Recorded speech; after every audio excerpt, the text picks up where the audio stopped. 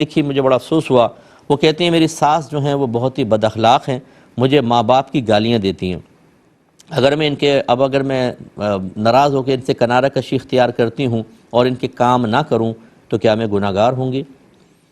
نہیں بیٹا، بالکل آپ گناہ گار نہیں ہوں گی۔ یہ بات ساسیں مجھ سے شاید ناراض ہوں گی، لیکن حقیقت یہ ہے کہ بہو پر ساس کا براہ راست کوئی حق نہیں ہوتا۔ نہ ساس کی خدمت واجب، نہ چائے بنا کر دینا واجب، نہ کھانا دینا واجب، نہ کپڑے دھونا واجب کچھ بھی نہیں ہے۔ ہاں یہ ضرور ہے، ہم ترغیب دیتے ہیں، ہمارے اکیڈمی میں بچیاں پڑھتی ہیں، ہم انہیں یہ کہتے ہیں کہ ساس سسر کو اپنے ماں باپ تصور کریں، ان کی خدمت کو سعادت سمجھیں، ان کی دعائیں سمیٹیں۔ لیکن ایک شرعی مسئلہ جو ہے وہ میں آپ کی خدمت میں ذکر کر رہا ہوں۔ اگر کوئی ساس صاحبہ یا سسر صاحب یہ سمجھتے ہیں کہ میری بہو یا میرا داماد جو ہے وہ ہمارے حکم کے پابند ہیں اور ہماری خدمتوں کے پابند ہیں، ایسا نہیں ہے۔ یہ تو آپ تو ساس ہیں، اگر ستیلی ماں ہو نا، ستیلی ماں کا براہ راست اولاد پر کوئی حق نہیں ہوتا، وہ باپ کی منکوہاں ہیں۔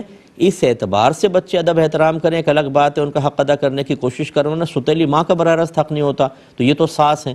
تو خلاصہ کلام یہ ہے کہ اگر آپ کنارہ کشی اختیار کریں گناہ گار تو نہیں ہوں گی، لیکن خدمت کرتے رہیں تو آپ کی عظمت کی بات ہے۔ دوسرا ہے کہ ساس کا گالیاں بکنا بہت ہی غلیظ حرکت ہے۔ کسی کی بچی کو، کسی کی بیٹی کو، کسی کی بہن کو اس طرح ذلیل کرنا اور پھر ماں باپ کو گالیاں دینا۔ نبی کریم صلی اللہ علیہ وسلم نے ارشاد فرمایا کوئی اپنے ماں باپ کو گالی نہ دے۔ صحابہ کرام علیہم الرضوان نے عرض کیا رسول اللہ صلی اللہ علیہ وسلم کون اپنے ماں باپ کو گالی دے گا؟ آپ نے فرمایا جب تم کسی کے ماں باپ کو گالی دیتے ہو تو وہ تمہارے ماں باپ کو گالی دیتا ہے۔ گویا کہ رحمت کونین صلی اللہ علیہ وسلم نے سمجھایا کہ کسی کے ماں باپ کو گالی دے کر جواب میں اپنے والدین کو گالی دلوانا بالکل ایسا ہے جیسے آپ خود براہ راست اپنے والدین کو گالی دے رہے ہوں۔ تو یہ ساس تو وہی کام کر رہی ہیں۔ کیا اب یہ تو مجھے نہیں پتا بہو نے کیا کیا، کیا یہ جا کے پیٹھ پیچھے ان کے ماں باپ کو گالیاں نہیں دے گی، یا اگر دے تو پھر وبال ساس کے اوپر ہے۔ اس طرح کی اوچھی حرکتیں بالکل ٹھیک نہیں ہیں۔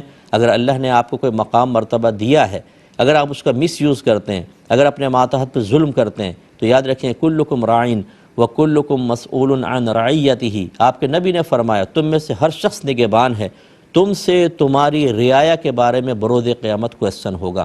ساس کو کھڑا کیا جائے گا، بہو کو کھڑا کیا جائے گا، اور پھر ساس نے جو زیادتیاں کی تھیں وہ اپنی دلیل فراہم کرے کیوں کی تھیں، نہیں تو نیکیاں نکال کر اس کے نام اعمال میں، اور پھر بھی حساب پورا نہیں ہوگا تو اس کی برائیاں نکال کر اس کے نام اعمال میں۔